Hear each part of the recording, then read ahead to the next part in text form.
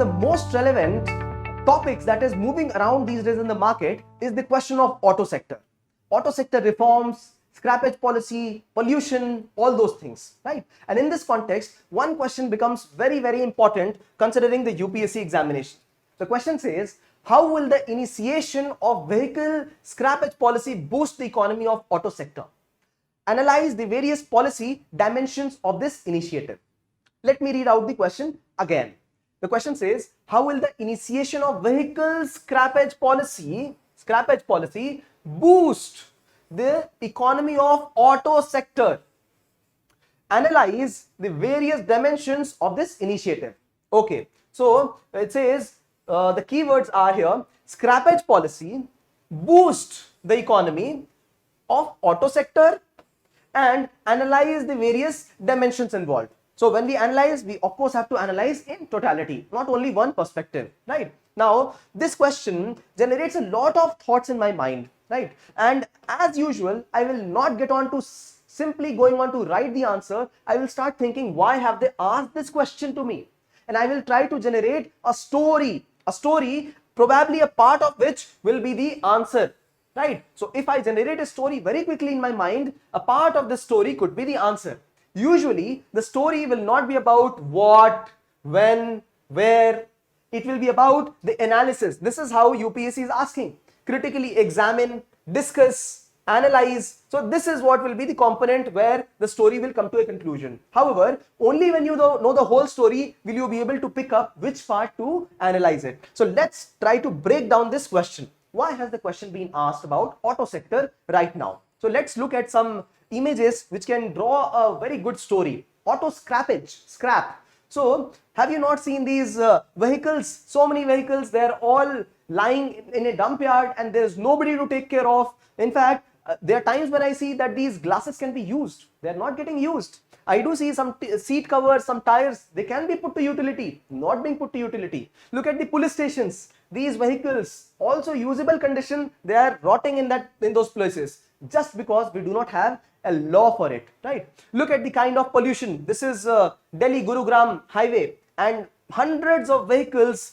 just jam-packed on the road, right? Not only that, these are the times of greening the economy, right? So in this context, auto sector is in news, is it not? Auto sector is in news because India is a place of thriving population and people are coming up.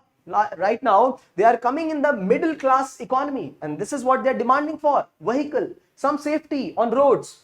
And we have a lot of vehicles who are pending recycling, who are getting, which are just lying at some or the other place with no use, right?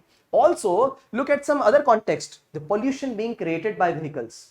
Not only that, if you are in some understanding of current affairs, in the last 3-4 years, we have seen a slump in the auto sector growth. In fact, auto sector is going towards a recessionary phase, right? One important reason of this could be probably the change in technology. So diesel engines, petrol engines and gas engines now probably will get replaced by electric engines. And these electric engines have not been a very successful endeavor as of now. Yes, they are attempting, and probably this is one of the reasons people are not purchasing vehicles. So in this context, we can generate a story around the question. The question says, let's read it again. The question says, how will the initiation of vehicle scrappage policy boost the economy of auto sector? Analyze the various policy dimensions of this initiative. Now, as I did show you some photographs, increase in number of vehicles in our country. So vehicle increase, this should be right on your mind, right? Then old vehicles, another thing on your mind. Then pollution, another thing on your mind. And green economy. And the auto sector growth, which is in slump, not growing these days, slump. See, we have developed quite a few perspectives around why this question could be asked, right? So we have to pick one of them and start with with that important pointer of why this question could be asked. Now see, India is one of the countries where there are a huge number of vehicles. There is no policy to regulate who should purchase, who should not purchase. Yes, we have started at times odd even policy, but we are far from implementing these policies on road, right? Also, this is a very small sector regulated policy for few times. So we are not a country like China, like Singapore, where we are introducing these odd even norms through and through. So not only that, look at if you look at newspapers, you will find that Delhi has as many as Mumbai, Chennai, and Kolkata, all of them three involved. You can look at the number of vehicles, they will be more in Delhi. So this is the kind of proportion we are talking of. So when we talk of initiation of vehicle scrappage policy, government will be looking at all of these angles. We are talking of pollution control. We are talking of a circular economy. So I spoke of these tires which can be made of use, the body of the vehicle which can be made of use, the glasses they can be made of use. As much as 99% of the vehicle structure can be made of use in a new vehicle itself. This will also spur the growth of auto industry, because we are trying to promote new vehicles now. So new vehicle purchase will also come. Now this is, we have set the context very much for answering a question like this. So how does the answer look here? I would like to show you how the answer looks. The answer is in 2 pages. And if this is a 150 marker question, you will have a challenge again to answer it in a small cramped up space, however also in limited time. So this is a challenge, and this is where some imagery will draw attention of the examiner. So you have to put an image also, some or the other description through pictorial representation. They should be the part of answer. Now the answer has got a quick introduction and what are the vehicle policy reforms that are being provided by the government. So what is the government trying to do? So there are various pointers with examples. Without example, pointer is only half a pointer, right? So example, and what are the challenges? So remember, discuss the various issues involved. So these are the challenges, and then we have concluded the answer. So let us quickly read the answer to understand what is the introduction, how we conclude an answer, and what are the various components of the body. See, this is a very good answer. However, there can be various ways in which this answer can be written. This is one of the ways which can guide you to write an answer. If I write another answer, if a topper writes another answer, they will be different. No two answers will be same. However, this answer will provide a framework on what track you should be thinking, right? So, see, look at the context of this. India is world's 5th largest four-wheeler market. World's 5th largest four-wheeler market, and home to more than 10 million 15-year and light motor vehicles. So we are talking of increase in the purchase of vehicles in our country, right? A huge market for India. And we are also talking of the old vehicles. We have got 10 million plus. We are talking of 1 crore plus 15-year-old vehicles. Now these vehicles will generate pollution. These vehicles will generate a lot of chemical substances if lying around, and they will also be not utilized. So this is why government thought, why not make it a circular economy? Use this, create new demand, reduce pollution, and demand is already there in our country. So why not introduce a policy like this? So now this is where we discuss the various components of the policy. So the first one is creating demand. Through this, the government is ensuring that people do not use old vehicles, right? So they are creating demand for new vehicles. This is one, right? Second, promoting circularity in the economy. We are talking of reduce, reuse, recycle, and auto industry has been waiting for this important reformation for quite a lot of time. Government did not have a policy for it. So people, even if they wanted to sell the old vehicles or to ensure that it was recycled, they could not do it. So the idea was to increase the utility of cheap indigenous products. Right now, we are importing huge amount of these kind of equipments. We are talking of OEM, original equipment manufacturer. So tires are getting imported. We are importing chipsets. We are importing electronics. We are importing a lot of gadgets from countries like China. Now, what is this Honda company? This is a Japanese company. What is Hyundai? Hyundai is a Korean company. What is Toyota? You should find out which country it belongs to. If we promote circularity from the products, our own indigenous products, it will increase the value of those products itself. As many as 99% part of an auto, that means a particular vehicle can be reutilized. This must be done. So this is an important component of it.